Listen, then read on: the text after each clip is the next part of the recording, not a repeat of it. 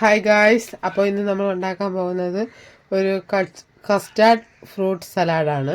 അപ്പം നമുക്ക് അതിന് ആവശ്യം പാല്, പിന്നെ എൻ്റെ കയ്യിൽ ഈ സീഡ്ലെസ് ആയിട്ടുള്ള പച്ചമുന്തിരിയും പൊമോഗ്രാനൈറ്റും മാത്രമേ ഉണ്ടായിരുന്നുള്ളൂ. അപ്പോൾ നമുക്ക് അത് വെച്ചിട്ട് ചെയ്യാം. അപ്പോൾ വായോ നമുക്കത് ഉണ്ടാക്കാം. അപ്പോൾ അതിനായിട്ട് നമുക്ക് എടുത്ത് വെച്ചിരിക്കുന്ന പാല് ചൂടാക്കേണ്ടതുണ്ട്. അപ്പം നമ്മൾ ചൂടാക്കിയിട്ട് അതിൽ നമുക്ക് ആവശ്യത്തിനുള്ള മധുരം ചേർത്ത് കൊടുക്കാം.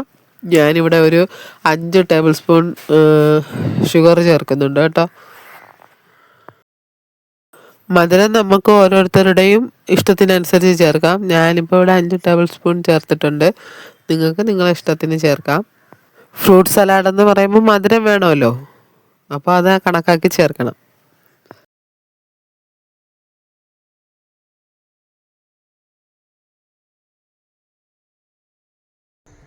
അപ്പോൾ നമുക്ക് മിക്സ് ചെയ്ത് വെച്ചിരിക്കുന്ന ഈ കസ്റ്റാർഡ് പൗഡർ ഇതിലോട്ട് വീത്താം.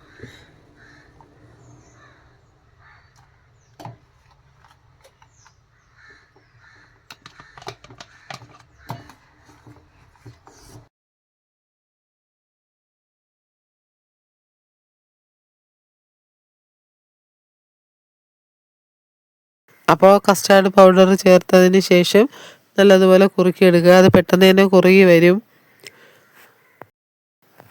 അത് കുറുകി വന്നതിന് ശേഷം ഫ്ലെയിം ഓഫ് ചെയ്ത് നമുക്കത് തണുപ്പിക്കാനായിട്ട് വെക്കാം. കാരണം തണുത്തതിന് ശേഷം മാത്രമേ ആ ഒരു ടേസ്റ്റ് കിട്ടത്തുള്ളൂ. ഈ വീഡിയോ എടുത്തുകൊണ്ട് നിന്നപ്പോൾ തന്നെ കറണ്ട് പോയിട്ടുണ്ടായിരുന്നു, പിന്നെ അത് അഡ്ജസ്റ്റ് ചെയ്തു.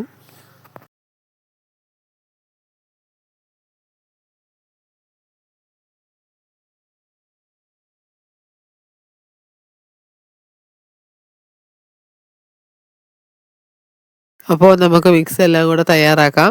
ഇത് നേരത്തെ നമ്മൾ കുറുക്കി വെച്ചിരിക്കുന്ന കസ്റ്റാർഡ് കുറുക്ക് നമ്മൾ അതിലോട്ട് ചേർക്കുക.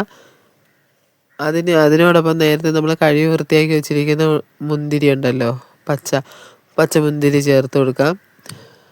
അതിനോടൊപ്പം നമുക്ക് നമ്മളെ പൊമോഗ്രാനൈറ്റും കൂടെ ചേർത്ത് കൊടുത്ത് മിക്സ് ചെയ്യാം.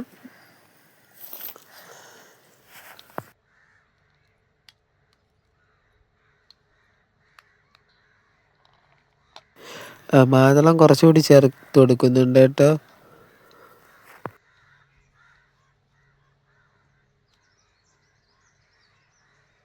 പിന്നെ അതിനോടൊപ്പം ഞാൻ ഇത്തിരി കുറച്ചുകൂടി ഡെക്കറേഷൻ കൊടുക്കുന്നതിന് വേണ്ടിയിട്ട് ഒരു ഐസ്ക്രീം കൂടി അതിൽ ചേർത്ത് കൊടുക്കുന്നുണ്ട്. 10ന്റെ ബോൾ ഐസ്ക്രീമാണ്.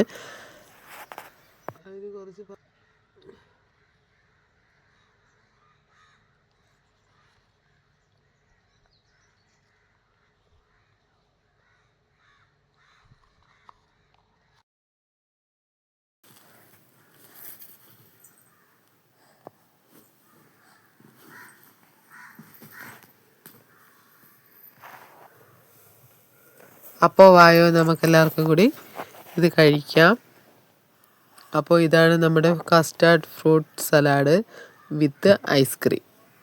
അപ്പോൾ എല്ലാവർക്കും ഇഷ്ടമായെന്ന് കരുതുന്നു. ടാറ്റാ.